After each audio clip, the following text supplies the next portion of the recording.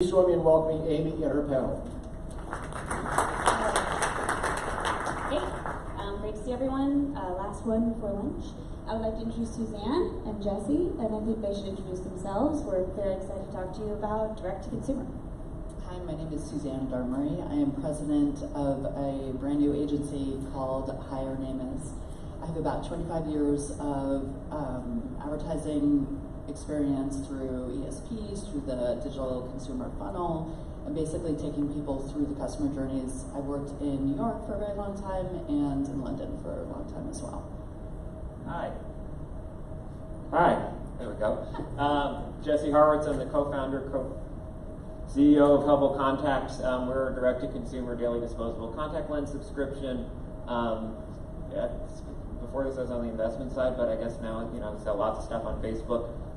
So Contact Lenses also involved in an adult incontinence business called Willow, a swim business called Andy, a stroller business called Mockingbird, and generally filling your Instagram feed.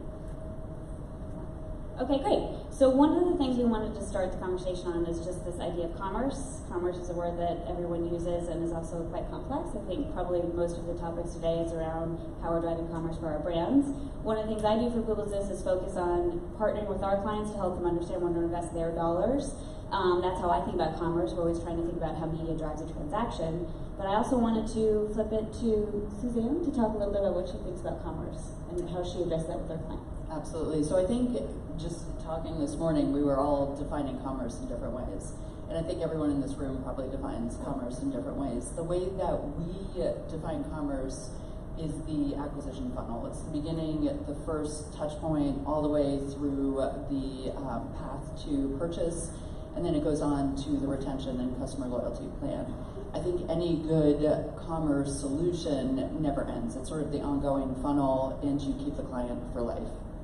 And I think for us, a lot of what we focus on, in our businesses and conversations with others is, what I hope is the growing realization of paid social and Facebook and Instagram and sort of top of funnel digital spend as really a commerce and distribution channel in addition to a marketing channel, and that a distribution channel that's fairly inert and kind of only used as top of funnel display brand marketing.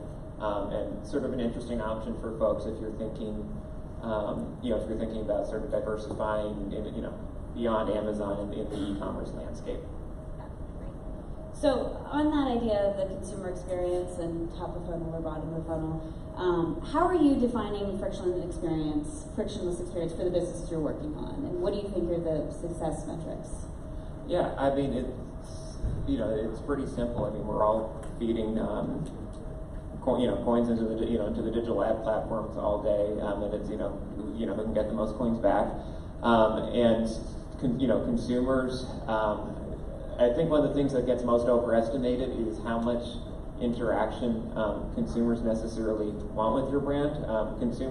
The bar is climbing meaningfully or changing, for what brand, good branding looks like to the consumer and what they want products to look like in their home. But that also doesn't mean that they want to be hanging out every day with you either. And I think like the basic things still hold, which is consumers want great product at great value that possibly, in addition to those, hits different design specs that they have in the past, but they want that all to be painless in every step of the process. You can remove,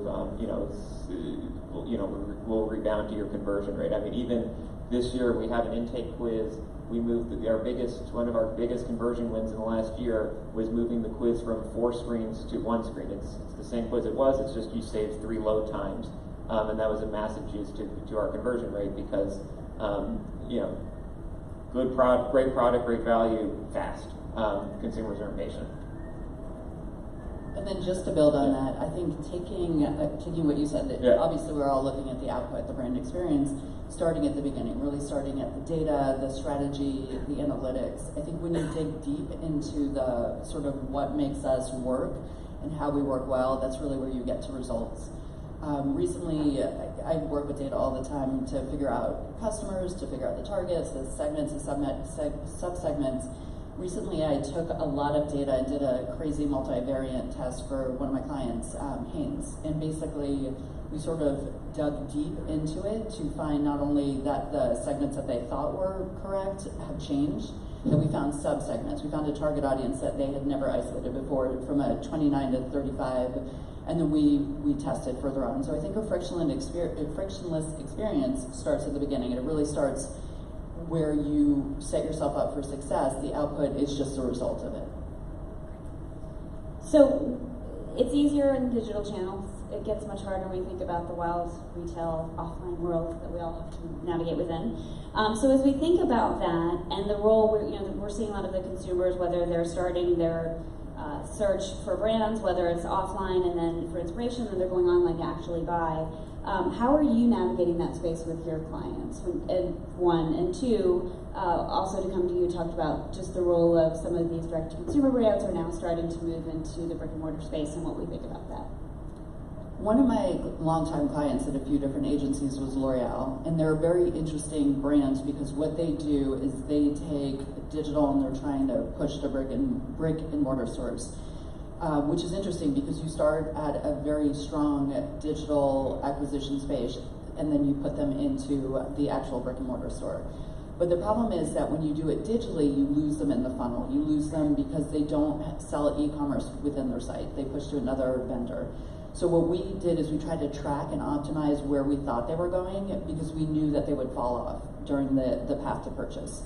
And closing that loop is really important, but a lot of clients, a lot of brands can't do it. So what we tracked success was actually how the click-through rates, how we optimized, how we found the segments, how we retargeted, how we put them through the different funnels and use the data to really optimize the experience, but knowing that the results would not be actual dollar signs, that they would just be that, the click-through rates and the numbers. And I think coming from the the other side of digital brands and sort of the push out into physical, look, I think any digitally native brand, if you can get mass retail distribution on reasonable terms, that's a fantastic deal, and you should take it. I guess I look a little bit more skeptically at some of the sort of DTC owned and operated retail. I think part of that is sort of making a virtue of necessity, which is like the channel conflict that's real for legacy brands is real for direct brands too. You just stumble into it later, and so if you're a digital direct mattress, and it turns out the mattress showrooms don't want to carry you, maybe you open your own stores then. But I think also there's a little bit of the counting game in here, which is I could load up my marketing budget and then I have a higher cost per acquisition, or I can open a store and that becomes, instead of going into my marketing budget, that goes into CapEx now. And so I've made my marketing numbers look a lot cleaner. I've made my P&L look cleaner. But you see a lot of those businesses. I'm sure there are some direct brands that are really are making the math work for retail in them, but you see a lot of them that are continuing to need to go out back into market and raise very substantial amounts of money, which if the stores truly were so profitable, less likely to be the case. Yeah, I found this whole new world to me. That's a new finding to me in terms of why direct-to-consumer brands, outside of using retail as media, which is how I would look at it from a branding perspective, but then also looking at the financial impact, I think is illuminating. So thank you for that. When we think about just on this idea of and I'll say the retail is like old school marketing tactics. At a conference earlier this year, Shop Talk, I would say a number of the direct-to-consumer brands that I would say are tween brands, they're not toddlers, we're talking about how much they needed to really start thinking about old school tactics like direct mail, out of home. They're not just building their brands in paid social. So I want to talk a little bit about that and how you're helping brands navigate that if they're asking that, and then what your response is to that if brands are asking you that and why. Absolutely. What I've been finding is, again, my experience is very interactive. I started in digital in 1996. In the whole pathway to the customer experience and the brand pathway. But recently I've been finding that a lot of my clients are coming to me for innovative solutions. And what we've been doing is we've been turning people into brands and sort of, creating their brand guidelines and turning them into real, almost companies for people, and then we're turning our brands into rock stars. And the asks have been everything from, can we take a billboard, have a pop-up party in Times Square for an entertainment brand? We've also been asked to, to sort of do a garden party for a sculptor who's about to have an exhibit at Christie's. So the requests are not the traditional what you expect. And I think brands are really understanding, and people are really understanding that it is about, there is that social need to be present in the world, and that the traditional pathway where we sort of expected the print to the digital to the purchase to the re-engagement and the loyalty is not the traditional anymore. And I think if you're thinking about it from the direct brand side of the world, I think what's interesting is a traditional offline brand has so many channels that they get to points of distribution that they get to monetize through, and so you're taking that offline brand spend and you're spreading it out over so many different points of distribution. As a direct brand, you just don't have that, and so I think we've done TV, we've done podcasts, we've done radio, direct mail. I refuse to do Subway. Why? Because it's such a vanity thing at this point. Everybody wants their friends to see their brand up on the subway, and I think, which is fine. Except I think the rates you're paying for that are insane.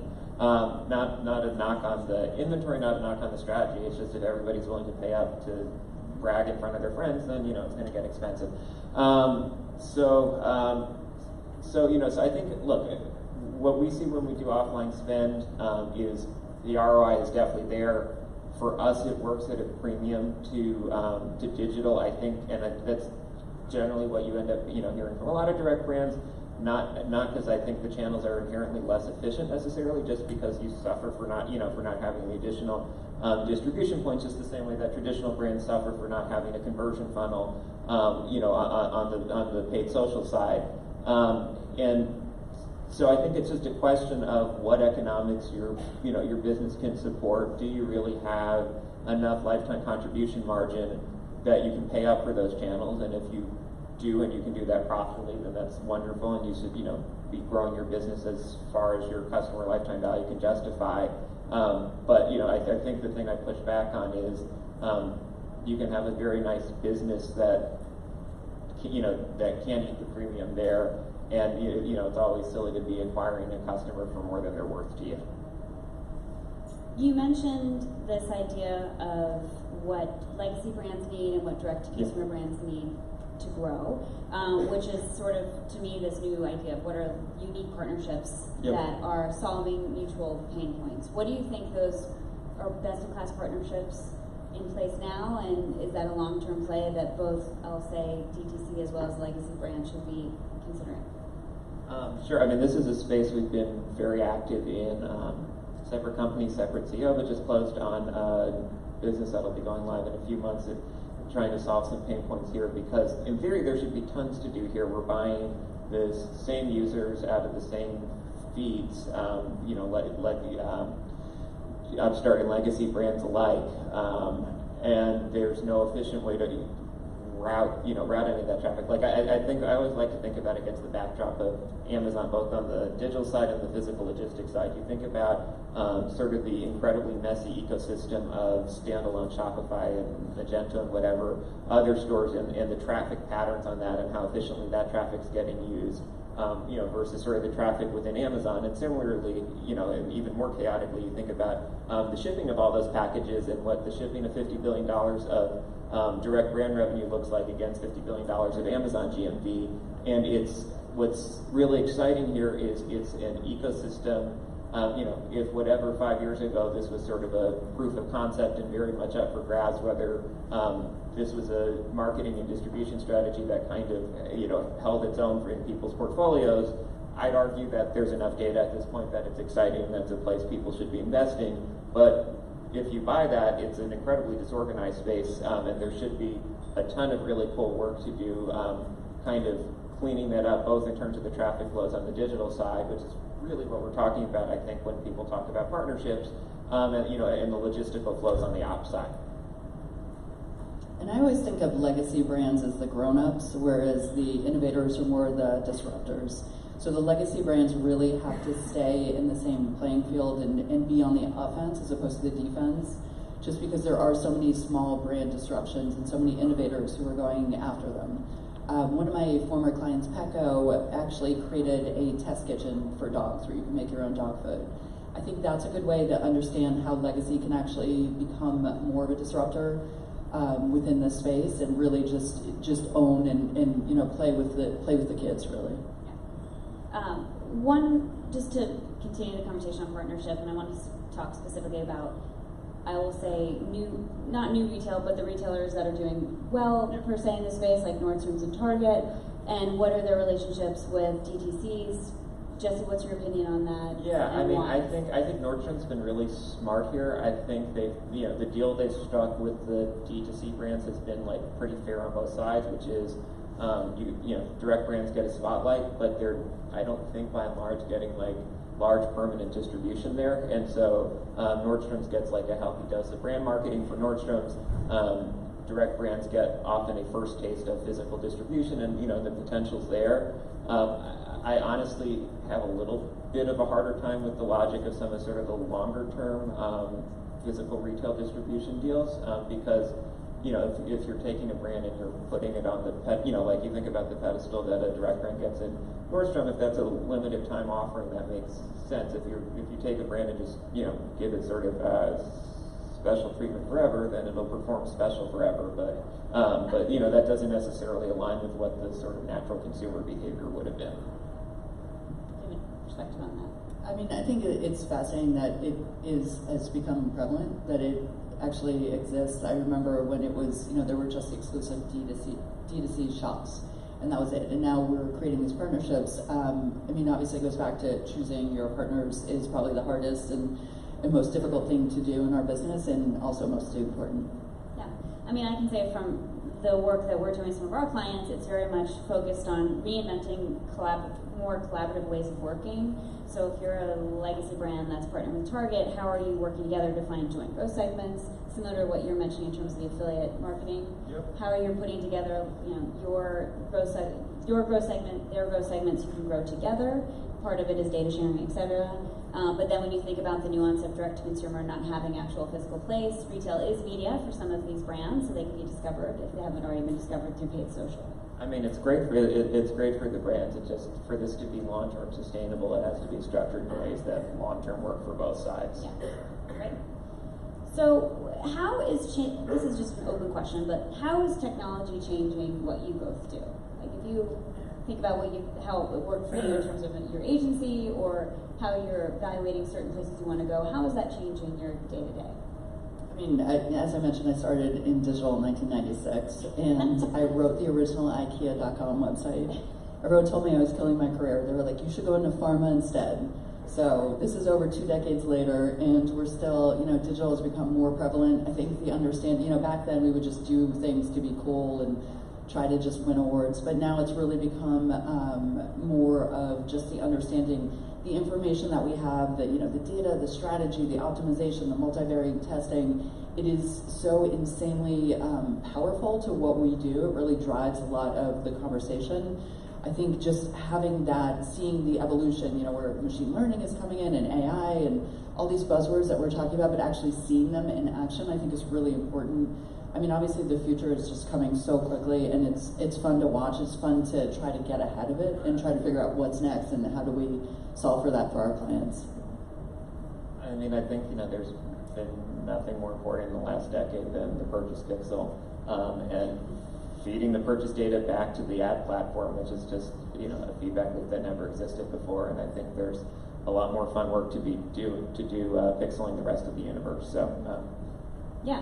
I think we now think a lot about new ways that we're trying to win the algorithm, if you will. So as I think about shopping in the future, it's about saving time, and time is very precious. So how can I sort of allocate my rote tasks to subscribe and save? So they can make decisions for me on things that I just don't think that are that exciting to do. What do you guys think about in terms of, as you're counseling clients, the role of visual voice? To your point, it's sort of the next gen of like how we're essentially tracking everything we do, but sort of keeping up with consumer behavior as well. I think it's not keeping up, it's trying to get ahead of it. Yeah, and that's what true. we're trying to figure out, is that magic formula to how do we get ahead of that? How do we figure out the next big thing? But really, what we do is, and what I spend a lot of time doing is understanding why and how things perform. With dynamic templates, how do you get, if the fourth call to action is performing the best, why? What's the psychology behind it? How do you fix it? And how do you sort of apply it to your learnings? And I've had that problem before. I tend to track everything that we do that's trackable, that's not pop-up parties in Times Square, but everything digital that's like, we try to track it, we share. Why are things performing, or why are people unsubscribing? And without the data, we wouldn't be able to do any of that. These are not just numbers; they're sort of selling points. Then they sell to retail, even if people like L'Oreal can't. The one, I'm not sure if this is hitting the question or not, but I think the thing I'm really curious about and should be keeping more of an eye on is gaming. I'm very skeptical of the visual voice as a space. People don't, people could talk to each other and they text instead, and the younger you go, the more they text. And so I'm just skeptical that there is this massive need for people wanting to talk to their machines if they don't want to talk to each other. But games are really interesting because when does somebody put a pixel in Fortnite? That to me is the really interesting question right now, because just the same way that Facebook was cool when I was in high school, and Instagram's been cool the last few years. Fortnite feels cool right now. Fortnite feels like the place that kids are going to get away from their parents. And when you start seeing little avatar Shopify stores there, with your purchase pixel, that's the one that feels the most real to me. Which whatever. It is true that Fortnite is capturing our small children, if you have them. Okay, so this is interesting in terms of coming off of your perspective on voice and visual and the role of gaming. Why do you think legacy brands have fallen short on keeping up with some of these new consumer behaviors? If you look at sort of the dynamic between legacy and direct to consumer. I think it's purely the channel conflict thing. I'm skeptical that this is a miss or an agile thing, or there are associated capabilities, but that these were just capabilities that folks couldn't develop. I think this is purely a channel conflict thing, and a lack of a shortage of appreciation on both the parts of the mass brands and the mass retailers that running display ads on Facebook is nothing like running conversion optimized ads on Facebook, and that retailers, by putting pressure on their brands to stay out of sort of the direct distribution channel, we're really taking away the opportunity for them to deploy their marketing budget with efficiency. Yeah. I totally agree. That's what I'm adding to it. Yeah, wouldn't you also say that part of the reason, for me, from my aperture, many of our clients sell through indirect channels. So they are, like you said, to retail, they're dependent on, and they lose them through the process, like you mentioned on L'Oreal, who has done quite a bit by acquiring ModiFace and really figuring out how they can use technology to capture consumers in a different way. And when you look at your brand, like Hubble, for example, you know everything about your consumer, everything. Yes, but at the end of the day, Instagram's a platform for women 20 to 45. Contact lenses are a product for women to 20 to 45. I think there's not, you do pick up interesting consumer insights along the way, but I think the sort of the value of sort of yes and no. I think to some degree the value of the human intelligible consumer insights out of these is overrated. On the other hand, sometimes you'll get incredibly clear direct feedback from the consumer, we launched the stroller, everybody wants a double stroller. Okay, good, we can go make a double stroller. So that's actually actionable. But I think a lot of it is just purely the ability to optimize the spend, because you think about when you optimize the spend, if 50% of the traffic on all these networks is spam bots and people playing Candy Crush, and you're just telling the ad network no, I don't want that, you're gonna even if you're paying up on CPM, you're actually buying humans, and so it has to be better to buy humans than to buy things that aren't humans. Any idea, thoughts on that? I think that buying humans is kind of creepy, but I like it. but I understand what you're saying. Yes, yeah, of course. It's basically we all really need that customer journey and understanding the customer. I think you know, we spend a lot of our time, and you know, one of the things that keeps me up at night is really just understanding the customer, the client's needs, the customer's needs, the clients to the customer's needs, and vice versa. And I think that understanding them through that journey and turning that into some kind of monetary reward is the holy grail. Yeah. So when you think about, you know, and again, we focus, or I work often with a lot of CPGs, and they feel from an org structure they're sort of limited to be able to be customer centered. So if you look at, you know, Amazon, for example, that's so focused on the customer and understands their customer, I would suggest that also Hubble is set up that way, and some of your clients as well. If you look at, and you were, you know, talking to, and I think you both talked to many of these more traditional CPGs, how would you recommend that they start reorganizing or thinking about new ways of working to address for all the things we've talked about today? Because it's about keeping up, and it's about actually figuring out how to track everything that you're doing and learning as you're going. So what would be your first, you know, thoughts or recommendations on that? I mean, I think the biggest problem in the future for shopping is going to be that the younger generation really puts experiences over things, and I think that we really need to cater to that moving forward. So it's not going to be, I want this thing, I want, you know, to buy this. It's going to be, I want to do this experience. So it's going to be harder. I think we're really going to have to rethink the way that we target the next generation of consumers and the customer cycle moving forward. I think it's hard to, you know, it's hard to turn around a battleship or an aircraft carrier, and I think it's like a large CPG is super well built to like make best in class product with, you know, substantial research investment very efficiently and put pallets of it at a factory door. And I think like you're talking about like, you know, if a large CPG were to take direct distribution seriously, you're talking about something that's maybe 5 to 10% of their sales. I mean, this, you know, most of the distribution mix isn't going to move, and so like any sort of, you know, meaningful reorg around that seems overkill. But I think there's a need to start freeing up budget and freeing up, and freeing up, test money for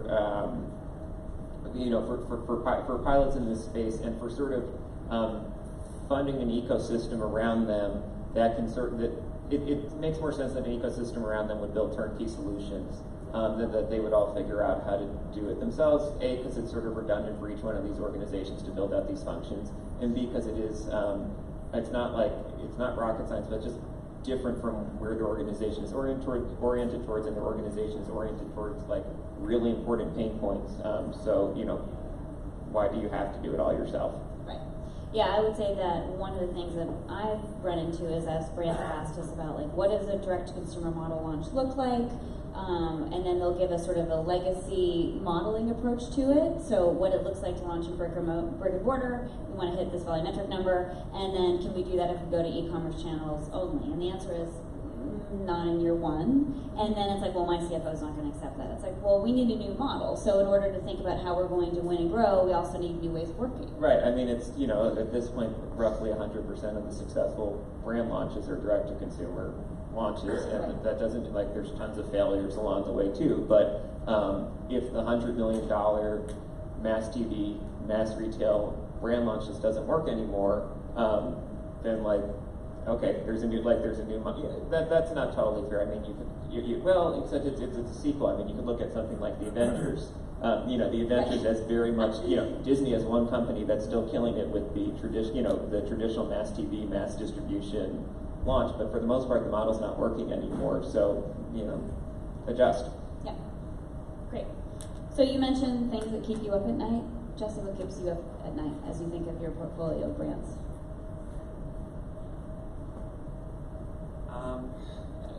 I think just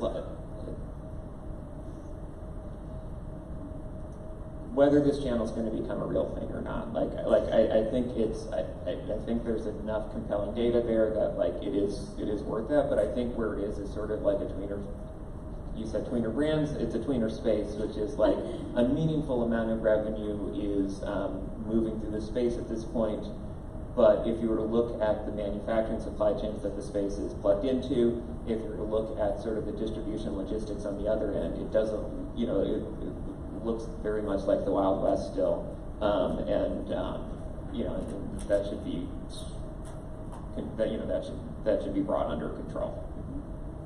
And then a lot keeps me up at night, obviously, because I mentioned it before, but one of the things that really keeps me up at night is what's going to be next and how I can solve that for clients. How do we get ahead of our needs? How do we understand how to take, you know, what we know, data, strategy, channels, optimization, creative, branding, all that stuff, and really implement them so that we are sort of all standing out in this field. So to that point, in a dollar-constrained world, what is the one tool or capability that you both would invest in your organizations? Must have, you think? Landing pages. I think where digital has moved at this point is, you know, Facebook continues to invest in targeting algorithms such that there's less and less juice to be gained out of, like, you know, spending all your time futzing around with your targets. And similarly, like, you know, with the info and ads, sharing them creative across brands, everybody can see what everybody else is running, and so, like, good ideas, you know, osmose pretty quickly. And the really good digital advertisers at this point are focused on, okay, what happens after the click, and how many different experiences can I create after the click, and you know, what's going to be most efficient to convert there. And for me, I think it would be email campaigns. I think just taking all the different ways that we can use it, and I'm an ESP girl, so I apologize that this is my background. But really understanding everywhere from the acquisition model to the funnel to the segmentation to the retention to loyalty, how we retarget, what are the sub-channels, how we optimize, whether it's A/B testing or multivariate testing. I really think that email is the way that we can capture and keep our customers loyal. Yeah, just to build on what you both said, I would say for our experience, it's definitely focusing on what does your tech stack look like to do all the things you just talked about, to be able to track, because everyone has a very fractured approach right now, especially in terms of also the types of ad partners they have as well. So when you start putting that together, we all talk about one-to-one and being able to deliver content at the right time, at the right moment. It's impossible if you haven't figured out how the pipes. So that's usually our first place, is like first-party data, but also basically how are we going to make your system work to deliver marketing at scale. Scalability, that's the other thing, yeah, scalability. That's right. How do we make everyone scalable? Yes.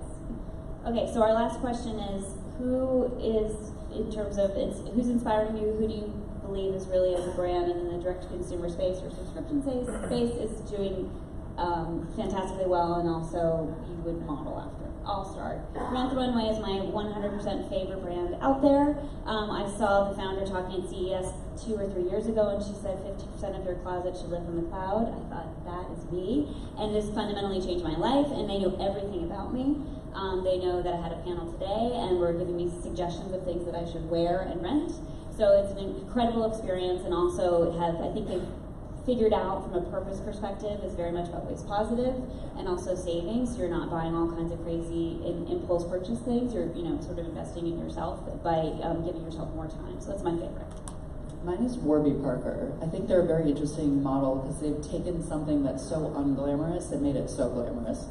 And what they did is they did the unconventional DTC, but they created a way that you could send in your, you know, subscriptions, and then you could try it at home.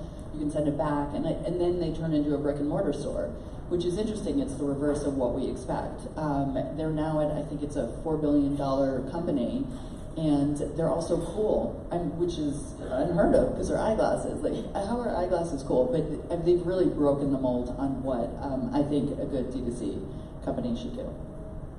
I'm going today with Bird Dogs. Gym shorts for men, they started 3 years ago. I don't think they've ever raised $1. Growing fast, growing profitably. They take feedback from consumers on what else they'd like to see in their gym shorts, and they change the product, and they run more ads on Facebook. Do we have any Bird Dog users here? No. After today, we will. They owe me an affiliate fee. Yeah. Hi,